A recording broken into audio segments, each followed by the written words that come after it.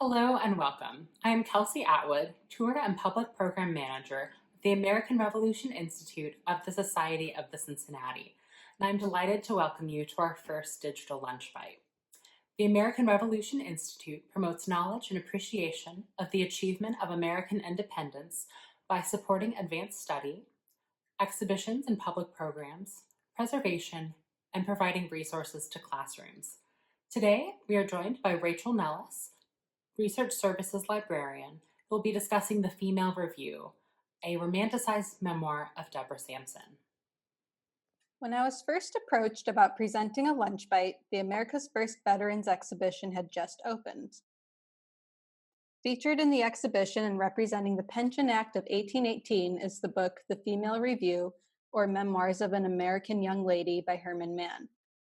Mann worked with Deborah Sampson to write her memoirs. The book is a highly romanticized version of Sampson's life. It fabricates events or highly exaggerates her life. What made Sampson so intriguing was that she was a woman who fought in the Revolutionary War, disguised as a man named Robert Shirtliff. She ended up being the only woman to earn a full military pension for her service in the Revolutionary War. Today I'm going to give a brief overview of who Deborah Sampson was and where she came from, the book written by Mann, and Deborah's successes and legacy after the book was published. Deborah Sampson was born in 1760 in Plimpton, Massachusetts, about 40 miles from the city of Boston. She was born to parents Jonathan Sampson Jr. and Deborah Bradford Sampson. Jonathan Sampson, an agricultural laborer, deserted his family sometime in the 1760s. However, it is recollected in the Female Review that for after he had continued his fruitless employment some years, he took a voyage to some part of Europe, from whence he was not heard of for some years. At length, her mother was informed he had perished in the shipwreck. Due to financial hardship in the household, Deborah, age 5 at the time, and her 6 siblings were split up and sent to live in different households. At the age of 10, Deborah became an indentured servant in the household of Jeremiah and Susanna Thomas in Middleborough, Massachusetts. Deborah lived with the Thomas family until the age of 18. It was at the Thomases that Deborah, it seems, fostered a love for reading and writing. Mann focuses a chapter of the memoir on Deborah's time at the Thomases working, interacting with their children, who were mostly male, reading and writing. A few excerpts from the memoir. And as their children were numerous and chiefly of the masculine sex, it is not improbable that her athletic exercises were more intense on that account.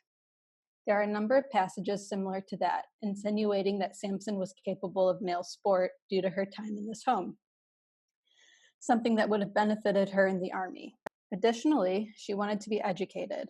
Mann wrote, "Wounding was the sight of others going to school when she could not, because she could not be spared.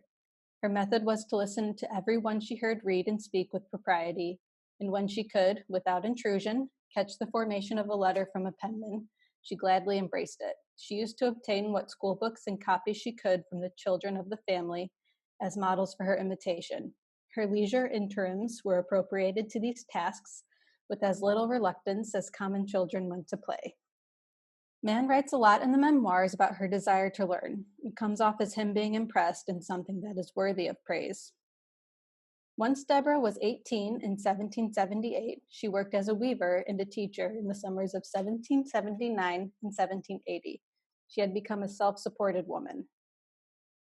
The first time Deborah enlisted in the Continental Army was in Middleborough around April of 1782 as Timothy Thayer. However, she was found out, threatened with legal action, and had to repay her bounty. The second time Deborah enlisted in the Continental Army was on May 20th, 1782, as Robert Shirtliff in Bellingham. 3 days later, Noah Taft sent her a bounty of £60 for which she signed. Robert Shirtliff joined the 4th Massachusetts Regiment at West Point. In Bellingham, she met with a speculator, with whom for a certain stipulated bounty she engaged for a class of Uxbridge as a Continental soldier. Instead, then, of going to Boston, she went back and was immediately conducted to Worcester, where she was mustered. She was enrolled by the name of Robert Shirtliff. The general muster master was, doubtless, glad to enroll the name of a youth whose looks and mien promised to do honor to the cause in which she was then engaged.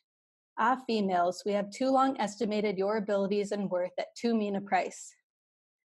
As noted by Mann, Deborah's looks certainly helped. A man had to be at least 5'5" to join the Army, and Deborah was around 5'7". Deborah, as Robert, served with the Light Infantry Company of the 4th Massachusetts Regiment.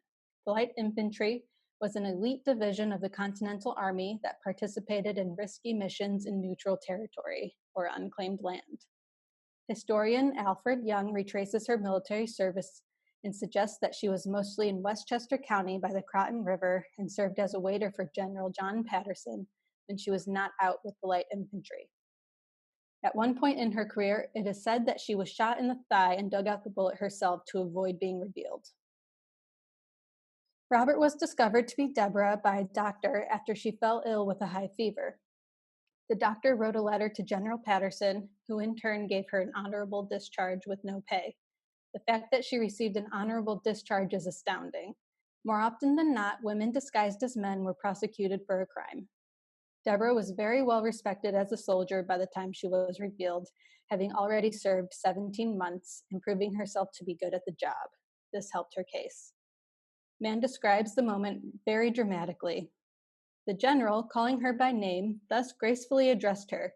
Since you have continued near 3 years in my service, always vigilant, vivacious, faithful, and in many respects distinguished yourself from your fellows, I would only ask, does that martial attire which now glitters on your body conceal a female's form? The close of the sentence drew tears in his eyes, and she fainted. After her honorable discharge, Sampson moved to Sharon, Massachusetts, married Massachusetts farmer Benjamin Gannett Jr. in 1785, and had 3 children.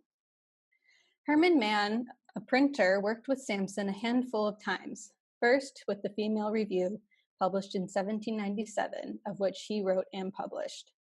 Second, with Sampson's 1802 public address, The American Heroine, of which she performed in Boston for 4 nights and then went on a year-long tour.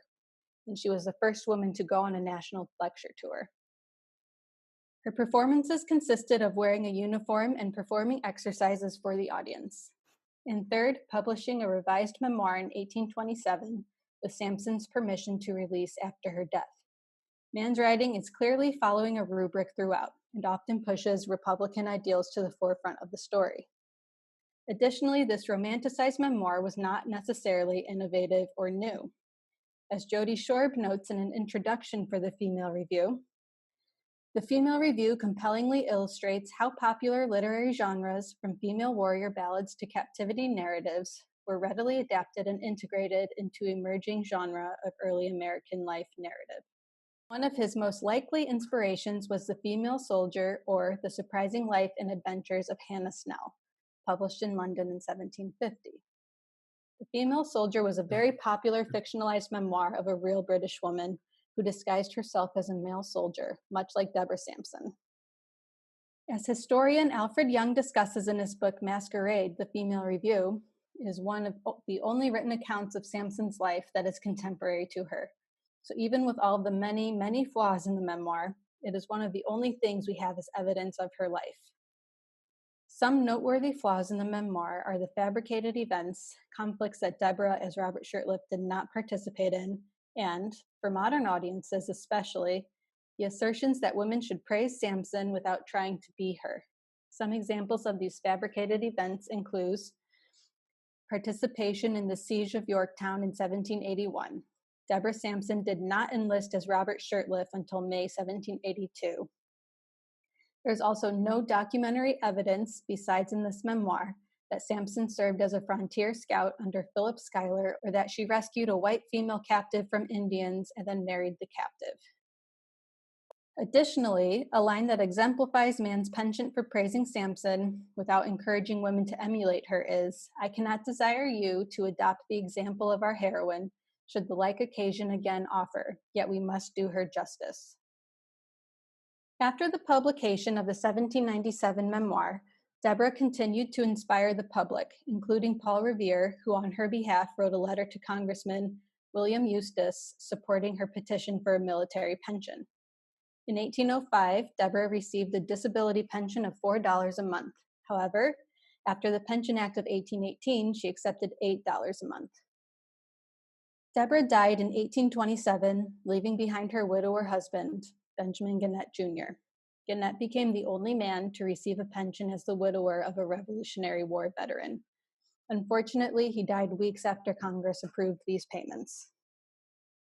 Deborah is still remembered today, having even been memorialized in front of the Sharon, Massachusetts Public Library, among the many other women that have gained recognition for their service in the military in the Revolutionary War, including Mary Hayes, Margaret Corbin, and Nancy Hart. Besides Mann's works, there have been many books and articles published about her, notably Masquerade by Alfred F. Young, published in 2004, and Revolutionary, a historical fiction biography by Alex Myers, a descendant of Sampson. Thank you so much for your time.